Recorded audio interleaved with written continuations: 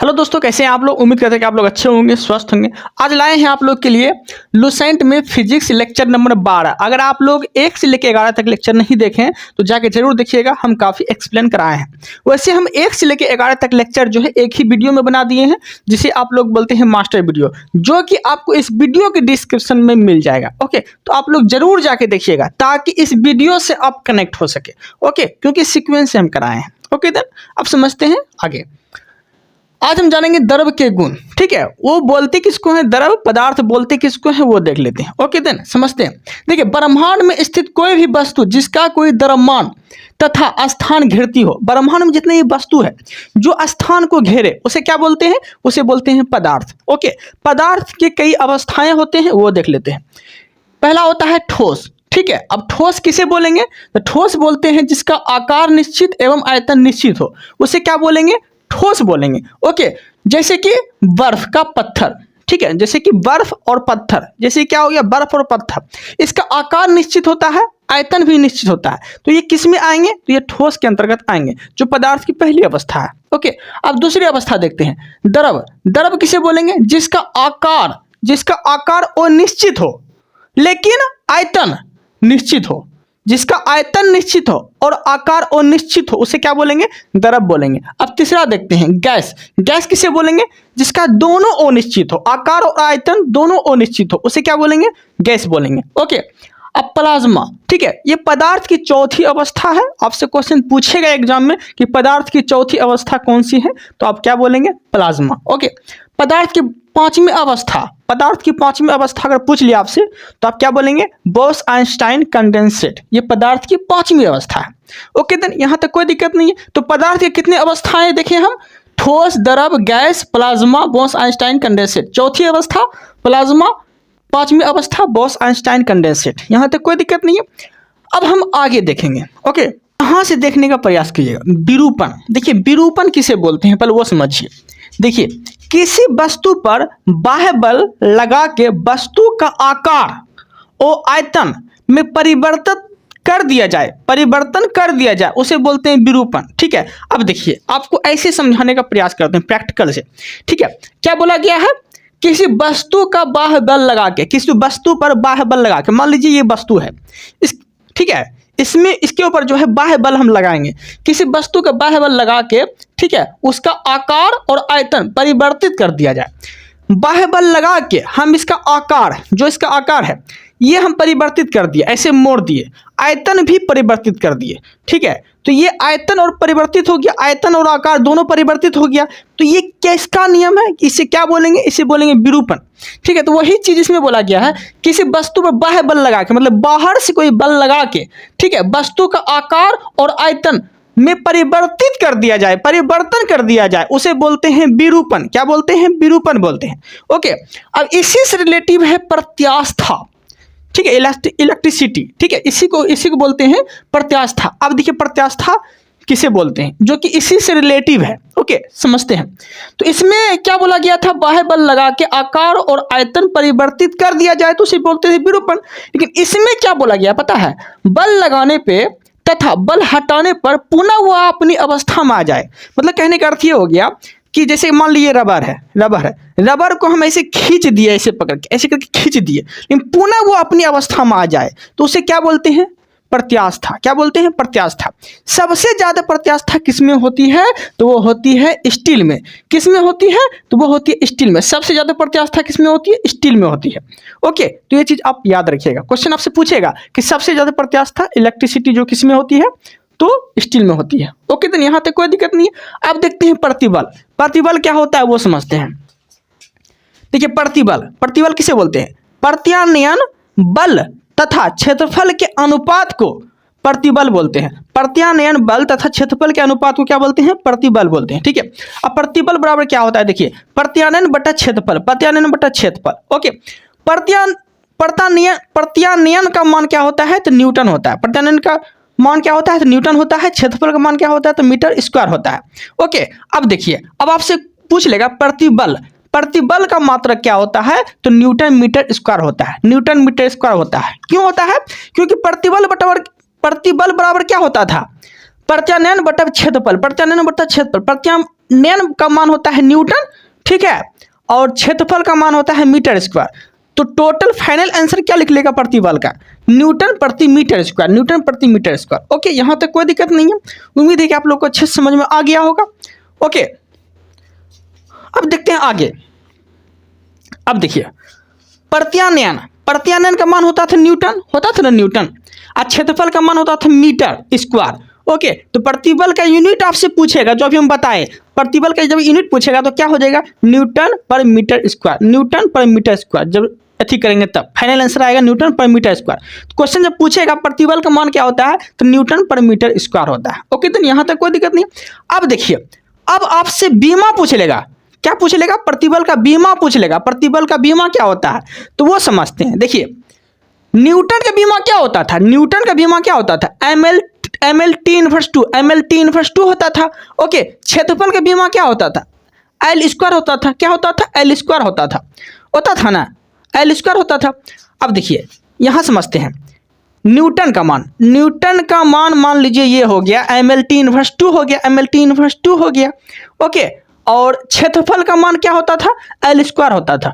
ठीक है, क्षेत्रफल का मान क्या होता था, एल स्क्वायर होता था। तो एल स्क्वायर हो गया यहाँ पर, या एल स्क्वायर हो गया, ठीक है, और न्यूटन का मान M L T inverse two हो गया। तो एल स्क्वायर हो गया, तो एक एल कट गया, तो फाइनल आंसर जो आएगा M L inverse T inverse two होगा, M L inverse T inverse two होगा। ओके, तो प्रतिबल का जब बीमा पूछेगा तो M L inverse T inverse two हो जाएगा, और प्रतिबल का अगर मान पूछ लिया, यूनिट पूछ लिया, तो न्यूटन पर मीटर स्क्वायर हो जाएगा। ओके, यहाँ तक नो डाउट। अब हम आगे देखते हैं। अब देखिए बीमा जो होता है, बीमा जो होता है किसका किसका सेम होता है वो देख लेते हैं। एक प्रतिबल का M L T inverse T, एक होता है प्रतिबल का, प्रतिबल का बीमा क्या होता है, M L inverse T inverse two होता है। दाब का भी बीमा यही होता है, प्रत्यास्था गुणांक का बीमा भी M L inverse T inverse two होता है। तो तीनों का बीमा सेम होता है, प्रतिबल, दाब, प्रत्यास्था गुणांक, तीनों का बीमा जो है M L inverse T inverse two ही होता है। ओके, ये तीनों का बीमा एक ही होता है, तो आप याद रखिएगा। ओके, आपसे क्वेश्चन पूछेगा विकृति, विकृति का कोई यूनिट होता है क्या, विकृति, क्वेश्चन गिरेगा इसमें, चार को ऑप्शन दे देगा, बोलेगा कि इनमें से किसका यूनिट नहीं होता है, तो क्या बोलेंगे, विकृति का कोई यूनिट नहीं होता है। ओके, जो आगे क्वेश्चन वही है। विकृति, विकृति बराबर क्या होता है, लंबाई में वृद्धि बटा प्रारंभिक लंबाई में वृद्धि। विकृति बराबर क्या होता है, लंबाई में वृद्धि बटा प्रारंभिक लंबाई में वृद्धि। अब इसे समझने का प्रयास करिएगा। जैसे कि 10 मीटर का कोई तार है, ठीक है, 10 मीटर कोई तार है, उसको खींच के हम 12 मीटर बना दिए, खींच के 12 मीटर बना दिए, तो वही हो गया विकृति।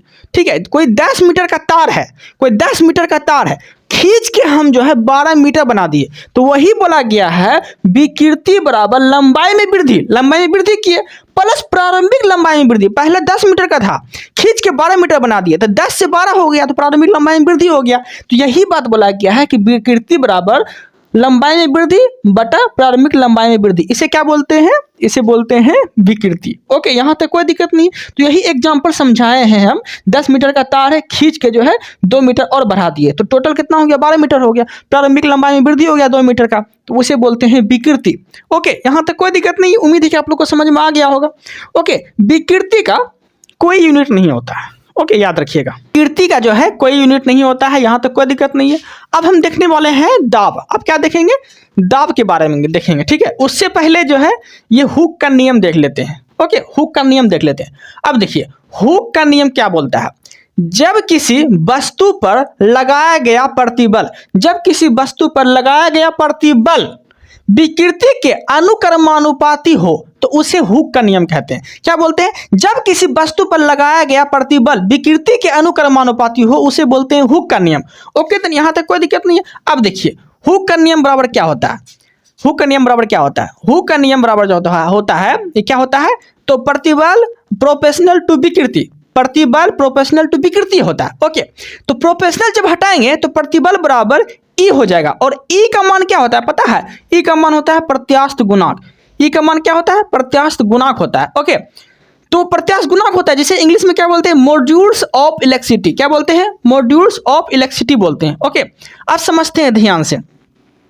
तो प्रत्यास्थ गुणांक बराबर क्या होगा, प्रतिबल बटे विकृति, प्रतिबल बटे विकृति, क्योंकि ई को ही प्रत्यास्थ गुणांक बोलता था, प्रत्यास्थ गुणांक हो गया ई बराबर, तो ई को ही प्रत्यास्थ गुणांक बोला जाता था ना, तो प्रत्यास्थ गुणांक बोलिए कि ई बराबर बोलिए, तो ई बराबर प्रतिबल बटा विकृति हो गया, प्रतिबल बटा विकृति हो गया। तो प्रतिबल का मात्रक क्या होता था, यहाँ भी हम देखे थे प्रतिबल का मात्रक न्यूटन पर मीटर स्क्वायर, तो यहाँ भी हो गया न्यूटन प्रति मीटर स्क्वायर प्रतिबल का मान। अब विकृति का मान क्या होता है, विकृति का मान कोई यूनिट नहीं होता है, कोई मान नहीं होता है, ओके, नो यूनिट होता है इसमें, विकृति का मान नो यूनिट होता है क्योंकि हम यहाँ पे समझा दिए हैं कि विकृति का मान जो है कोई यूनिट नहीं होता है इसका, ओके, यहाँ तक कोई दिक्कत नहीं है। अब समझते हैं ध्यान से, प्रत्यास्थ गुणांक का यूनिट क्या होता है, न्यूटन पर मीटर स्क्वायर होता था ना। लेकिन आपसे क्वेश्चन पूछ लेगा कि इसका बीमा क्या होता है, ओके, तो न्यूटन पर मीटर स्क्वायर होता था ना, तो न्यूटन का बीमा क्या होता था, MLT इनवर्स 2 होता था न्यूटन का बीमा। अब मीटर स्क्वायर का बीमा क्या होता था, L स्क्वायर होता था, तो L स्क्वायर होता था, एक L कट गया, तो आंसर फाइनल आंसर क्या आएगा, ML इनवर्स T इनवर्स 2 होगा, ओके। तो ये चीज़ आपको याद रखना है, ओके। देन यहाँ तक कोई दिक्कत नहीं है। तो आपसे अगर क्वेश्चन पूछे किसका मान सेम होता है, तो आप क्या बोलेंगे, प्रतिबल का मान सेम होता है, दाब का मान सेम होता है, प्रत्यास्थ गुणांक का मान सेम होता है, क्या होता है, ML इनवर्स T इनवर्स 2 होता है, ओके। देन यहाँ तक कोई दिक्कत नहीं है, उम्मीद है कि आप लोग को समझ में आ गया होगा, ओके। तो याद रखिएगा। अब देखिए, अब हम देखने वाले हैं दाब के बारे में। दाब क्या होता है वो समझते हैं। किसी इकाई सतह के क्षेत्रफल पर लगाया गया दाब क्या कहलाता है, दाब कहलाता है, ओके। किसी इकाई क्षेत्रफल पर लगाया गया दाब क्या कहलाता है, दाब कहलाता है, ओके। यहाँ तक कोई दिक्कत नहीं। अब देखिए, दाब बराबर क्या होता है, बल बटा क्षेत्रफल, दाब बराबर बल बटा क्षेत्रफल होता है, ओके। यहाँ तक कोई दिक्कत नहीं है, दाब बराबर बल बटा क्षेत्रफल होता है। अब समझिए, बल का मान क्या होता है, न्यूटन होता है, क्षेत्रफल का मान क्या होता है, मीटर स्क्वायर होता है, ठीक है। तो आपसे दाब का क्या पूछ लेगा, यूनिट पूछ लेगा, नहीं हो जाएगा न्यूटन पर मीटर स्क्वायर, क्योंकि पहले बता दिए हम प्रतिबल, दाब, प्रत्यास्थ गुणांक सबका मान जो है न्यूटन पर मीटर स्क्वायर ही होता है, ओके। यहाँ तक कोई दिक्कत नहीं है। अब देखिए, बीमा पूछ लिया, तो बीमा भी तो सेम होगा, ML इनवर्स T इनवर्स 2 होगा, ओके। यहाँ तक कोई दिक्कत नहीं है। क्यों ML इनवर्स T इनवर्स 2 होगा, तो हम पहले ही बता दिए कि सबका मान जो है सेम होता है, प्रतिबल, दाब, प्रत्यास्थ गुणांक सबका मान जो है ML इनवर्स T इनवर्स 2 होता है, ओके, फंसिएगा नहीं। अब हम क्या जानने वाले हैं, तो अब हम जानने वाले हैं वायुमंडलीय दाब जानेंगे, ठीक है। अब समझते हैं, तो दाब हम देख लिए, तो दाब का 2 यूनिट पूछेगा आपसे। एक पूछेगा दाब का ऐसा ही मात्रक क्या होता है, तो पास्कल होता है। क्या होता है, दाब का ऐसा ही मात्रक पास्कल होता है। लेकिन न्यूटन में पूछ लिया तो क्या बोलेंगे, न्यूटन पर मीटर स्क्वायर होता है, दाब का बीमा अगर पूछ लिया तो ML इनवर्स T इनवर्स 2 होता है, दाब देखिए, दाब, प्रतिबल, प्रत्यास्थ गुणांक सबका मान ML इनवर्स T इनवर्स 2 ही होता है, फंसिएगा नहीं। अब हम जानेंगे दाब कैसी राशि है, तो दाब जो है एक अदिश राशि है। दाब कैसी राशि है, दाब एक अदिश राशि है, ओके। यहाँ तक कोई दिक्कत नहीं है। अब देखते हैं वायुमंडलीय दाब क्या होता है वो समझते हैं। तो वायुमंडलीय दाब का पहले यूनिट जान लेते हैं कि यूनिट क्या होता है। वायुमंडलीय दाब का यूनिट होता है बार, क्या होता है, बार होता है, ओके। अब वायुमंडलीय दाब नापते किससे है, तो बैरोमीटर से नापते हैं। नापते किससे हैं, तो बैरोमीटर से नापते हैं। इसका बैरोमीटर का खोज कौन किया था, तो इटोस टोरी किया था बैरोमीटर का खोज, ठीक है, याद रखिएगा, बैरोमीटर का खोज इटोस टोरी किया था, ओके। अब देखिए, ये हो गया बैरोमीटर, क्या हो गया बैरोमीटर। अब बैरोमीटर में ये जो बुंदा है, इसमें क्या भरा रहता है, तो Hg मतलब पारा भरा रहता है। क्या भरा रहता है, तो पारा भरा रहता है, ओके। किस में, तो बैरोमीटर में, ओके। यहाँ तक कोई दिक्कत नहीं।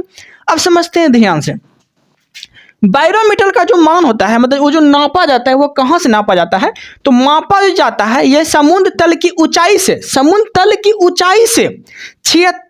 760 मिलीमीटर की ऊंचाई तक नापा जाता है। मतलब कि ये नापा कैसे जाता है, तो समुद्र तल की ऊंचाई से 760 मिलीमीटर नापा जाता है। और अगर सेंटीमीटर में पूछ लिया तो 76 सेंटीमीटर नापा जाता है, 76 सेंटीमीटर की ऊंचाई से नापा जाता है, ओके। अगर मिलीमीटर में पूछ लिया तो 760 मिलीमीटर, सेंटीमीटर में पूछ लिया तो 76 सेंटीमीटर की ऊंचाई तल से ये मापा जाता है। किसको, तो बैरोमीटर को, ठीक है, बैरोमीटर को मापा जाता है, बैरोमीटर को नापा जाता है, ओके। यहाँ तक कोई दिक्कत नहीं है। आगे अब देखिए, ऊंचाई बढ़ने पर पूछेगा आपसे, ऊंचाई बढ़ने पर वायुमंडलीय दाब पे क्या प्रभाव पड़ता है, तो ये कम हो जाता है। ऊंचाई बढ़ने पे वायुमंडलीय दाब क्या होता है, कम हो जाता है। ओके, इसीलिए जो है पहाड़ पे खाना जो है वो लेट से बनता है, ठीक है, वायुमंडलीय दाब कम होने के कारण। ओके, पहाड़ों पे खाना बनाने में कठिनाई होती है, किसके कारण, वायुमंडलीय दाब कम होने के कारण, क्योंकि ऊंचाई बढ़ने पर वायुमंडलीय दाब कम हो जाता है। ओके, आगे एक और एग्जाम्पल देखते हैं। वायुयान में बैठे यात्री के, वायुयान में जो बैठता है यात्री, उसके फाउंटेन पेन जो होता है उसका सीआई लीक हो जाता है, ठीक है, सीआई लीक हो जाता है, किसके कारण, तो वायुमंडलीय दाब कम होने के कारण। ओके, याद रखिएगा, तो फाउंटेन पेन से सीआई लीक हो जाना, सीआई निकल जाना। ओके, यहाँ तक कोई दिक्कत नहीं है, उम्मीद है कि आप लोग को अच्छे समझ में आ गया होगा। ओके, अब हम क्या जानेंगे, तो अब हम जानेंगे यहाँ बैरोमीटर का काम क्या क्या होता है, क्योंकि वायुमंडलीय दाब हम किससे नापते हैं, किससे नापते हैं, बैरोमीटर से नापते हैं ना। तो बैरोमीटर का काम क्या क्या है, कैसे नापते हैं, जैसे कि अचानक से ऊपर उठना, अचानक से नीचे गिरना, वो जानेंगे। तो वही क्वेश्चन यहाँ पे है। देखिए बैरोमीटर, इसमें पारा भरा हुआ है। पहले क्वेश्चन तो आपसे पूछेगा कि बैरोमीटर में भरा क्या होता है, तो क्या बोलेंगे, पारा भरा होता है। ओके, ये हो गया बैरोमीटर, इसमें भरा क्या होता है, पारा भरा होता है, जैसे बोलते हैं HG। अब देखिए बैरोमीटर अचानक, अगर बैरोमीटर का अगर पारा अचानक गिर जाए, अचानक अगर ढब दू गिर जाए, तो किसका संकेत है, तो ये है आंधी तूफान आने का संकेत, आंधी तूफान आने का संकेत। अब देखिए बैरोमीटर का पारा धीरे धीरे नीचे गिरे तो किसका संकेत है, वर्षा का संकेत, धीरे धीरे नीचे गिरे तो वर्षा का संकेत। अब देखिए धीरे धीरे ऊपर चढ़े तो किसका संकेत है, दिन साफ होने का संकेत, ऊपर चढ़े तो दिन साफ होने का संकेत, धीरे धीरे नीचे गिरे तो वर्षा का संकेत, अचानक से नीचे गिर जाए तो आंधी तूफान का संकेत। ओके, तो यहाँ तक कोई दिक्कत नहीं। अब देखते हैं द्रव में दाब, द्रव में दाब समझते हैं, वो किसे बोलते हैं। देखिए किसी भी बर्तन में आप द्रव को भर देते हैं, ठीक है, भर देने पे द्रव के द्वारा दाब लगाया जा रहा है, ठीक है, मतलब कहने का अर्थ ये हो गया, कोई बर्तन है, मान ले कोई बर्तन है, ये यहाँ पे जो है द्रव भरा हुआ है, ठीक है, तो आंतरिक सतह पे जब दाब लगाया जाता है ना, तो उसी को बोला जाता है द्रव में दाब। आंतरिक सतह पे जब दाब लगाया जाता है ना, तो उसी को बोला जाता है, क्या बोला जाता है, द्रव में दाब। ओके, अब देखिए क्वेश्चन कैसे गिरेगा, द्रव में दाब से क्वेश्चन कैसे गिरेगा वो समझिए। ओके, क्वेश्चन पूछेगा आपसे, क्वेश्चन पूछेगा कि द्रव में किस चीजों पर निर्भर करता है, द्रव में दाब जो है ये किस किस चीजों पर निर्भर करता है, तो वो समझते हैं। तो P बराबर इसका फॉर्मूला होता है, P बराबर HDG, ठीक है। अब देखिए H का मान हो गया कि बर्तन की गहराई पे द्रव में दाब जो है बर्तन की गहराई पे भी डिपेंड करता है, ठीक है, तो पहला आंसर ये हो गया। ओके, H का मतलब क्या होगा, बर्तन की गहराई पे, तो द्रव में दाब बर्तन की गहराई पे भी डिपेंड करता है। ओके, डी का मतलब क्या होगा, डेंसिटी, तो बर्तन की डेंसिटी पे भी डिपेंड करता है। ओके, जी का मतलब क्या होगा, गुरुत्वीय त्वरण, तो बर्तन की जो है गुरुत्वीय त्वरण पे भी डिपेंड करता है। ओके, तो आपसे क्वेश्चन पूछेगा कि द्रव में दाब किस किस चीजों पे डिपेंड करता है, तो बर्तन की गहराई पे, डेंसिटी पे, गुरुत्वीय त्वरण पे। ओके, इस तरह से क्वेश्चन पूछेगा तब बता दीजिएगा, और आपको याद रखना है P बराबर HDG। ओके, इस तरह से आपको याद रखना है। ओके, यहाँ तक कोई दिक्कत नहीं है, इस तरह से क्वेश्चन पूछेगा तो आप बना लेंगे। ओके, अब देखते हैं पास्कल का नियम। पास्कल का नियम क्या बोलता है वो समझते हैं। पहली बात, पास्कल का नियम, ठीक है, पास्कल का नियम जो है किसके ऊपर, किस सिद्धांत पे काम करता है, मतलब कि आपसे क्वेश्चन पूछ लेगा कि हाइड्रोलिक प्रेस जो है किसके सिद्धांत पे काम करता है। तो जब भी अगर आपको लगे हाइड्रोलिक आ गया है तो हमेशा याद रखना है आपको कि पास्कल के नियम पे सिद्धांत पे काम करेगा, पास्कल के नियम पे काम करेगा ये, ठीक है। हाइड्रोलिक प्रेस पास्कल के नियम पे काम करेगा। हाइड्रोलिक लिफ्ट ये भी पास्कल के नियम पे काम करेगा, ठीक है। यहां तक कोई दिक्कत नहीं, उम्मीद है कि आप लोग को समझ में आ गया होगा। अब देखते हैं उत्प्लावन किसे बोलते हैं, अब समझिए उत्प्लावन किसे बोलेंगे। मान लीजिए ये द्रव भरा हुआ है, ओके, द्रव भरा हुआ है और यहाँ पे द्रव में जो है ऊपर में कोई वस्तु तैर रहा है, ऊपर में कोई वस्तु ऐसे करके कोई वस्तु तैर रहा है और नीचे से बल कार्य कर रहा है ऊपर की ओर, नीचे से धकेल रहा है ऊपर की ओर, तो इसी को बोला जाता है उत्प्लावन बल, ओके, उत्प्लावन बल का जो सिद्धांत दिया था ये किस वैज्ञानिक ने दिया था? तो दिया था आर्किमिडीज वैज्ञानिक ने। किस वैज्ञानिक ने दिया था? आर्किमिडीज वैज्ञानिक ने दिया था। और ये वैज्ञानिक किस देश के थे? तो ये ग्रीस के थे। किस देश के हैं? तो ग्रीस देश के हैं। ओके, यहां तक कोई दिक्कत नहीं। तो उत्प्लावन बल भी समझ में आ गया होगा। उत्प्लावन कैसे बोलते हैं? जब कोई नीचे का बल कार्य कर रहा हो ऊपर की ओर, ठीक है, तो उसे क्या बोलते हैं? उत्प्लावन बल का सिद्धांत बोलते हैं। और ये दिया किसने था? तो आर्किमिडीज ने दिया था। ये कहाँ के हैं? तो ग्रीस के हैं। ओके, याद रखिएगा। अब जानेंगे हैं अपेक्षित घनत्व। अपेक्षित घनत्व किसे बोलते हैं वो देखते हैं। अपेक्षित घनत्व, पहली बात तो याद रखिएगा कि अपेक्षित घनत्व जो है इसका कोई मान नहीं होता है, ठीक है। अपेक्षित घनत्व जो है अपेक्षित घनत्व का कोई यूनिट नहीं होता है। ओके, याद रखिएगा। लेकिन आपसे क्वेश्चन पूछेगा कि अपेक्षित घनत्व किससे नापते हैं? तो हाइड्रोमीटर से नापते हैं। अपेक्षित घनत्व किससे नापते हैं? तो हाइड्रोमीटर से नापते हैं। लेकिन अपेक्षित घनत्व का कोई राशि नहीं होता है, अपेक्षित घनत्व का कोई राशि नहीं होता है। लेकिन इसको मापने के लिए किसका इस्तेमाल करते हैं? तो हाइड्रोमीटर का इस्तेमाल करते हैं। ओके, यहां तक कोई दिक्कत नहीं है। अपेक्षित घनत्व को नापने के लिए हाइड्रोमीटर का इस्तेमाल करते हैं। ओके, याद रखिएगा, हाइड्रोमीटर से नापते हैं। लेकिन अपेक्षित घनत्व का कोई राशि नहीं होता है, याद रखिएगा।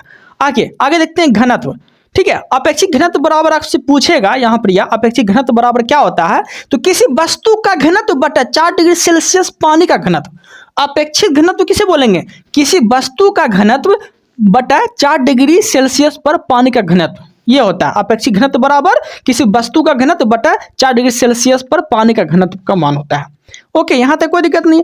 अब देखते हैं घनत्व, डेंसिटी के बारे में जानते हैं। डेंसिटी किसे बोलते हैं?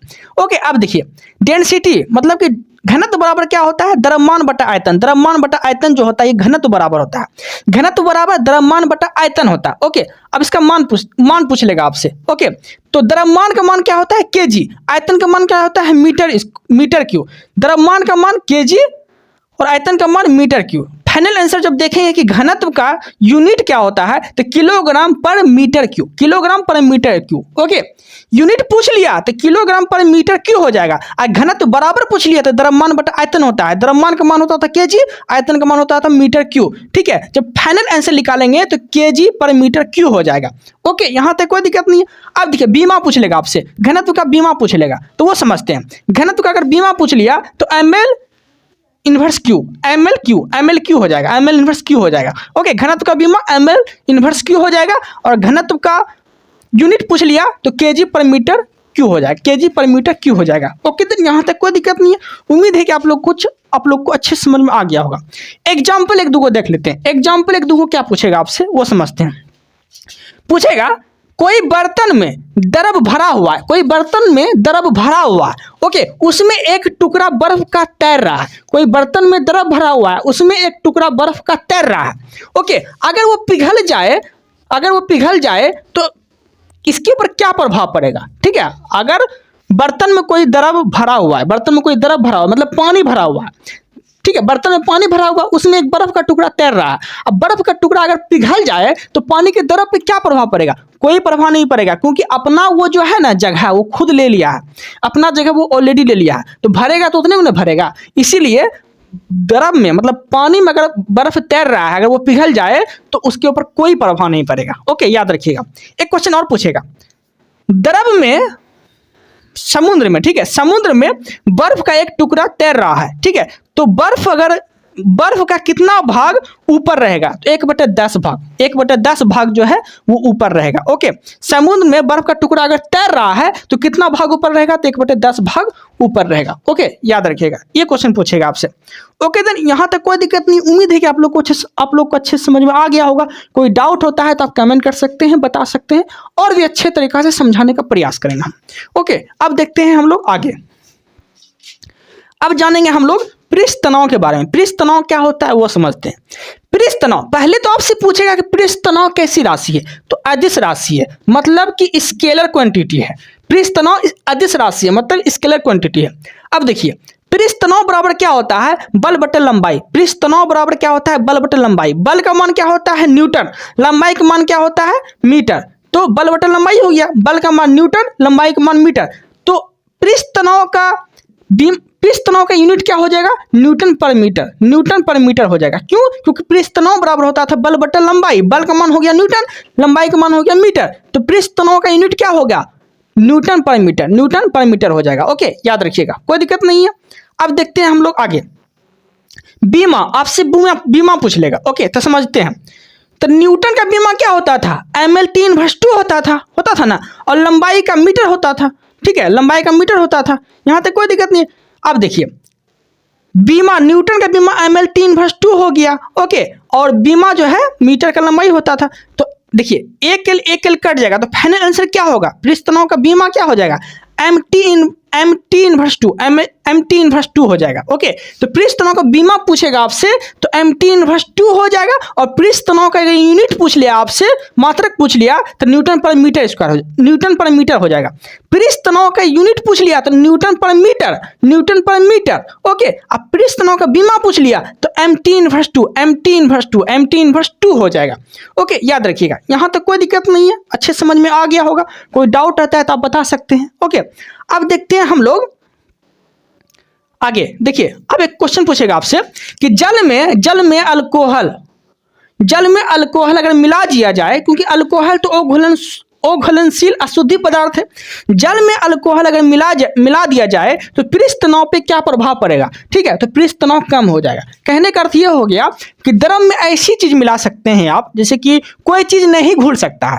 अगर द्रव में कोई चीज नहीं घुल सकता है, कोई वस्तु हो या फिर कोई पाउडर हो जो नहीं घुल सकता है, ठीक है, जो अशुद्धि पदार्थ हो जो नहीं घुल सकता है, तो उसमें आपसे क्वेश्चन पूछेगा कि अशुद्धि मिलाने पे पृष्ठ तनाव पे क्या प्रभाव पड़ेगा। अशुद्धि और घुलनशील पदार्थ मिलाने से पृष्ठ तनाव पे क्या प्रभाव पड़ेगा, तो क्या प्रभाव पड़ेगा, कम हो जाएगा। क्या प्रभाव पड़ेगा, कम हो जाएगा। ओके, तो यही क्वेश्चन बोला गया है कि जल में अल्कोहल, क्योंकि अल्कोहल तो घुलनशील अशुद्धि पदार्थ है, तो इसे मिलाने पे पृष्ठ तनाव के पर क्या प्रभाव पड़ेगा, तो ये कम हो जाएगा। ओके, देन यहां तक कोई दिक्कत नहीं है। यही क्वेश्चन अगर उल्टा पूछ लिया कि जल में नमक मिलाने पे, क्योंकि जल में नमक मिलाएंगे, जल में अगर नमक मिलाएंगे तो क्या होगा, नमक तो घुल जाएगा, तो पृष्ठ तनाव पे क्या प्रभाव पड़ेगा, तो पृष्ठ तनाव बढ़ जाएगा। क्या होगा, पृष्ठ तनाव बढ़ जाएगा। ओके, यहां दिया गया है जल में नमक मिलाने पे पृष्ठ तनाव पर क्या प्रभाव पड़ेगा, पृष्ठ तनाव जो है ये बढ़ जाएगा। ओके, यहां तक कोई दिक्कत नहीं है। उम्मीद है कि आप लोग को समझ में आ गया होगा। पृष्ठ तनाव भी, पृष्ठ तनाव का बीमा बोलेगा तो MT/2, पृष्ठ तनाव बराबर क्या होता है, तो बल बटा लंबाई। ओके, पृष्ठ तनाव का यूनिट पूछ लिया था न्यूटन पर मीटर, न्यूटन पर मीटर। ओके, जो चीज आपको हम दे रहे हैं ना यहाँ पे, या पूरा यूट्यूब पे ढूंढ लीजिएगा, इस तरह से लुसेंट आपको लिख के कोई नहीं समझाएगा जैसे हम समझा रहे हैं आप लोग को। ओके, आगे देखते हैं। अब देखते हैं ससंजक बल और असंजक बल, दोनों समझते हैं। ससंजक बल किसे बोलते हैं पता है, एक ही पदार्थ के अणुओं पर लगने वाला बल, एक ही पदार्थ के अणुओं पर लगने वाला बल जो है ससंजक बल कहलाता है। जैसे कि क्या हो जाएगा, जल, जैसे कि जल, ठीक है, जल के कण जो है एक दूसरे में बल लगाते हैं। जल के कण जो है, द्रव जो होता है, जल के कण एक दूसरे में क्या लगाते हैं, जल के कण जो है एक दूसरे में क्या लगाते हैं, बल लगाते हैं, एक ही बल लगाते हैं। ठीक है, तो एक ही पदार्थ के अणुओं पे लगने वाला बल जो है ससंजक बल कहलाता है। एक ही पदार्थ के अणुओं पे लगने वाला बल जो है ससंजक बल कहलाता है। एग्जाम्पल में जल लिखे, क्योंकि जल के कण जो है एक दूसरे में बल लगा रहे हैं। ठीक है, जल के कण जो है एक दूसरे में बल लगा रहे हैं। ओके, तो यहां तक कोई दिक्कत नहीं है। अब देखते हैं असंजक बल। ओके, असंजक बल किसे बोलेंगे, जिसे बोलते हैं इंग्लिश में एडहेसिव फोर्स। असंजक बल को इंग्लिश में बोलते हैं एडहेसिव फोर्स, और ससंजक बल को इंग्लिश में बोलते हैं कोहेसिव फोर्स। ओके, यहां तक कोई दिक्कत नहीं है। असंजक बल किसे बोलेंगे, भिन्न भिन्न पदार्थ के मध्य लगने वाला बल को क्या बोलते हैं, असंजक बल बोलते हैं। जैसे कि कांच में पानी का चिपकना नियम है, तो असंजक बल का मान है। ओके, यहां तक कोई दिक्कत नहीं है।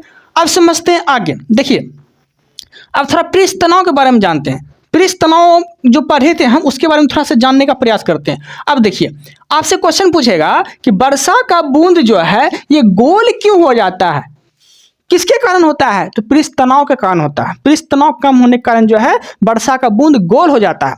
एक क्वेश्चन और पूछेगा, पतली सुई पानी में तैरते हैं क्यों, क्योंकि पृष्ठ तनाव कम हो जाता है, पृष्ठ तनाव कम होने के कारण। ओके, आगे बर्फ, मतलब आगे क्या है, गर्म सूप स्वादिष्ट क्यों लगता है ठंडे सूप की तुलना में, क्यों लगता है, क्योंकि पृष्ठ तनाव कम होने के कारण। किसी कारण, पृष्ठ तनाव कम होने के कारण। ओके, आगे क्वेश्चन और पूछेगा कि पानी में मच्छरों के लार्वा पानी में अगर मच्छरों के लार्वा अगर तैर रहे हैं, ठीक है, उसमें मिट्टी का अगर तेल दे दिया जाए, केरोसिन तेल अगर डाल दिया जाए, छीट दिया जाए, तो फिर क्या होगा? पृष्ठ तनाव कम हो जाएगा और मच्छरों का लार्वा जो है नीचे बैठ जाएगा। मच्छरों का लार्वा जो है वो नीचे बैठ जाएगा। ओके, यहाँ तक कोई दिक्कत नहीं। उम्मीद है कि आप लोग को समझ में आ गया होगा। तो आपसे क्वेश्चन पूछेगा कि ताप बढ़ाएंगे तो पृष्ठ तनाव पे क्या प्रभाव पड़ेगा? तो पृष्ठ तनाव कम हो जाएगा। ओके, इस वीडियो में इतना ही रखते हैं। Thank you, thanks for watching.